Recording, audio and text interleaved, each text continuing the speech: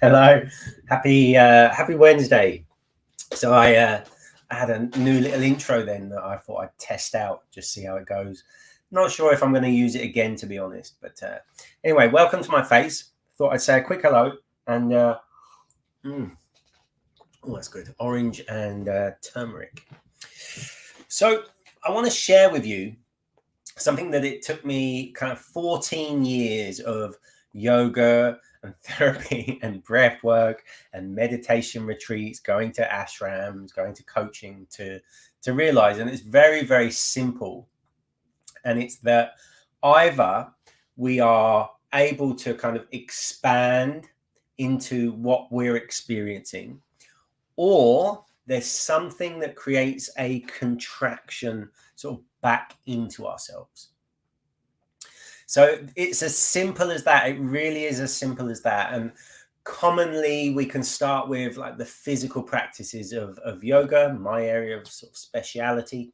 And what happens is people are able to sort of open up their body to a point where they meet a sensation that they're not sure about. And that creates a retreat, that creates that contraction.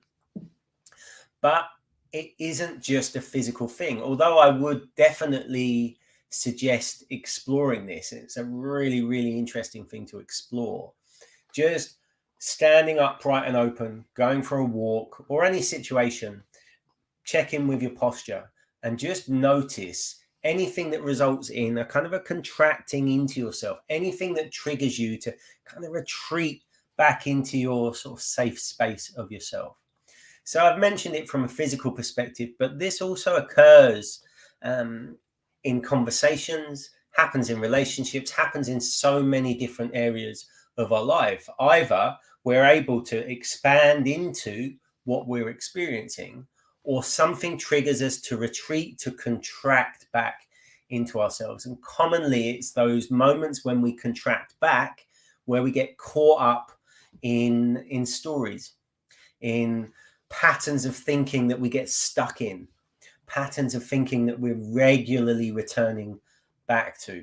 So it's usually at that point that we might need a little bit of assistance, we might need a little bit of help. But it's really important that we're able to, first of all, just notice those little, those triggers, those pulling back. Because if the aim for a person is to grow and expand into possibility, into opportunity, into just exploring the experience that's available to them, along the way, what happens is you are inevitably going to bump into those things that cause the contraction. And whether that's felt physically, whether that's felt as an emotion that you're not comfortable with, whether that's noticed as a pattern of thinking that creates all sorts of reactions within yourself, any time that that contraction is revealed to you, you are being shown the exact area where learning to let go needs to happen.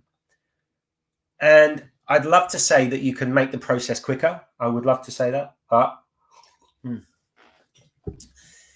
there's usually a bit of back and forth. You know, what happens is there's a movement into, there's a kind of an opening up, and then we'll meet that resistance. We'll perhaps retract, we'll perhaps contract, go back a little bit, and we may have to do a little bit of work, and then we come out again. And then as we come out again, we'll find that the trigger doesn't have the same degree of impact. We may recognize the pattern, but it doesn't have the same level of impact over us. Or let me just click on this bit. Listen to this, man. 14 years. Thanks, buddy. That's a lovely comment to hear. So as I was saying, you will notice that as you move into a new space, you'll bump into things that cause that retreat, that contraction back to an old story.